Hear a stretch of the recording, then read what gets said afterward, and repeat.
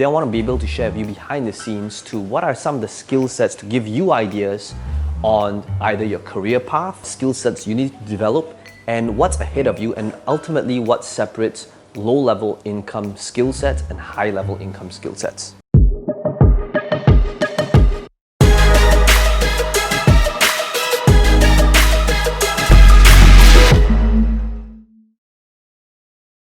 Okay, so the last time we were here, we shot a video talking about important skill sets that you need to either acquire or have if you want to be able to either work from home or sustain and not just survive but thrive in this current economy moving forward. Today is the day when a lot of people are back here.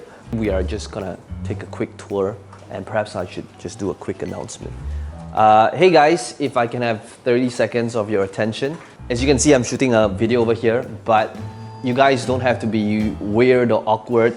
You know, just continue doing whatever it needs to do. If you're on a phone call, if you need to talk, do it. If you're currently watching a YouTube video, do that as well. You don't have to be like, oh, the camera's on me, I gotta be showing I'm doing work or anything like that, okay? So, you know, feel free to just do whatever. So let's talk about, like, based on who you are, your strengths that you might have, if you're a creative person, if you're right brain, if you're left brain, and the different skill sets that you need to acquire, okay? So perhaps we can talk about, like, if you want to have a career or build a skill set around creatives. So for example, let's take a look at this. Well, it's a secret project that's perhaps is not so secret anymore. So Aris, what's happening over here? I'm doing a design for viral influence, which has Julius Dean, so I'm very excited to have it done actually, so yeah. Okay, so there we go. And ultimately what's happening is, so this would be like for social media, for funnels that can be utilized in promotions, in ads. You can see this is like video editing. It's basically repurposing content.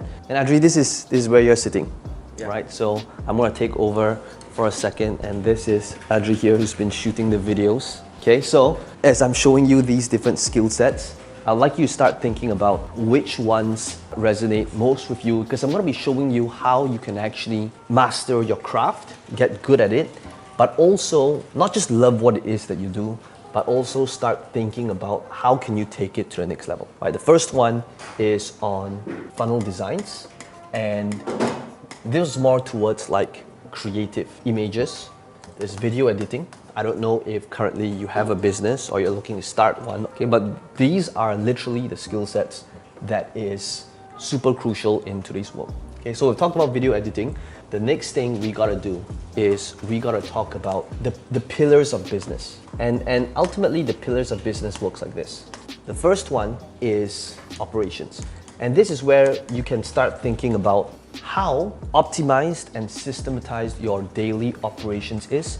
And as I give you these different pillars in business, what I'd like you to start doing is to start thinking about how you can improve these numbers. Okay, so for example, right now, if you are in operations and if you're doing it yourself and you're handling the tactical stuff yourself, that means it's probably a 5 or less. Okay, and in fact, rather than maybe rating yourself 1 to 10, what you want to do is you want to rate yourself, either it's red in color, either it's green in color, or it's yellow in color. So you want to start thinking about how can you improve these different pillars. Okay, so operations, what is operations? Operations is pretty much this. Green is if you don't even have to turn up at work and you've successfully removed yourself from the day-to-day operations. That you don't wake up in the morning thinking to yourself, I wonder if so-and-so did his or her work today. Okay, you got to ask yourself, do you have the systems in place? Do you have the processes in place? Do you have the right people in place to remove yourself from day-to-day operations? Now, I've always talked about this. Systems will always set you free, but at the same time, you want to have the right people to help you with operations, and there are people who takes care of the day-to-day operations. Okay, so ask yourself, if you're a business owner, what color is this? And if you're somebody that's currently working 9 to 5, is this something that you're good at? And if this is something that you're good at, this is if you're systematic, you're able to put processes in places, this is what companies are looking out for. Okay. Next one, is sales. Now over here, same thing here. Rate yourself red, green, yellow. Now what is sales? Sales for me, in my line of work, sales is very similar to marketing, but at the same time kind of different. So this entire team, there isn't a single person that is taking care of sales. Why? Because everything is done online. Everything is either through a sales process, free plus shipping, webinar funnel, high ticket application funnel. We have people that would call in, and we have support staff that would answer the phone or email telling people which would be best for them. So ask yourself, which color is this? When you woke up this morning and when you checked your email, were there any sales notification that told you got sales while you were asleep? And if the answer is yes, that means your sales is green. If right now you have to go out every single day and start calling people up on the phone and following up with clients yourself, then that's red. And that is another pillar of business that you need to constantly look into. Okay. The third one is marketing. If you take a look at the difference between marketing and sales, I think of it as like playing golf. Now in a game of golf, what's the goal? The goal is to get this small ball into this smaller hole, and sales is when the ball gets into the hole. Now how do we get hole-in-ones? This would be through our webinars, through online presentations. This would be through the sales videos where people don't know who we are and then they buy at the first point of contact. Or marketing is about getting the ball closer to the hole so that eventually it becomes a 6-inch putt. So whether it's for a $30,000 sale, $50,000 sale, or a $10 sale, that's what marketing is about. So if you take a look at the skill sets you're thinking about developing, now what is marketing in your online world? Okay, so back to this over here would be things like social media that helps with generating more leads. This could be ads, this could be video editing. So these are the people in the team that is taking care of these things. So for sales, what would that be? That would be your sales process, your sales funnel. So whether it's free plus shipping, whether it is an e-commerce site, whether it's a webinar funnel, whether it's an application funnel, this is what closes sales for us, right? Marketing is what attracts people to come to us. If you take a look at what's happening, you'll see that unlike a traditional company that does marketing, a lot of our stuff is on social. What would that look like? Well, how that would look like is, for example, the different platforms. This would be like starting a new one, which is Pinterest. We are focusing on the typical big three: Facebook, YouTube, Instagram. What's all that? That's under the category of marketing.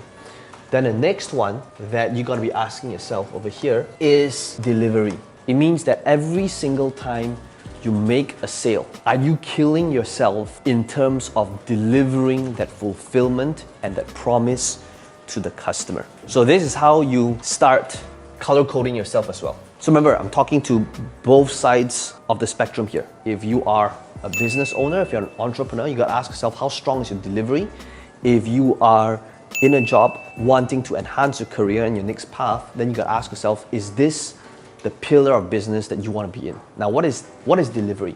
So delivery would be like customer support. Out of all these pillars, this is the one that I totally cannot handle. And I have got a deep level of respect for people who takes care of this. For example, the team that takes care of delivery would be like the emails, the hate mails, the trolls, the critics, people who genuinely bought something but perhaps didn't receive their shipment, that kind of stuff. So how do you gauge yourself if you're red, yellow, or green? It means this. Every time you make a sale, ask yourself, what is the feeling associated to making that sale? Is that feeling a feeling of, I just made another sale, and it's not really a celebration because you know that it's going to ultimately kill you for having to fulfill that order? Or is it something that makes you excited, fulfilled, gives you a satisfaction because it is easy for you, it is in line with your strength, but also at the same time, it gives you huge ROI as well as your customers' ROI. So for example, quick plug for my coaching program. So my mentees who apply, and if they're accepted to join me in our coaching program, for me, the reason why we have that screening is because I know that if somebody is a speaker or wants to be a speaker, if somebody wants to do a presentation, some sort of webinar, if they do webinar events, I know that delivery on my end is easy. Why? Because all I need to do is to help this person on that next webinar, next presentation, the next sales video. The moment they do that next presentation, they will get their entire ROI back many times over. At the same time, for me, I just need to give them my assets, my scripts, coach them a little bit. It gives me fulfillment and joy, but at the same time, it's easy for me to help them get ROI. So that's how you start thinking about delivery. Ask yourself, in terms of delivering, how strong is this pillar for you, right? Is it killing you in terms of delivering what you promised in this pillar? And if you're somebody that's thinking about your line of work and your career, if you're in a 9 to 5, ask yourself, is this the pillar of business that you want to be in? Okay.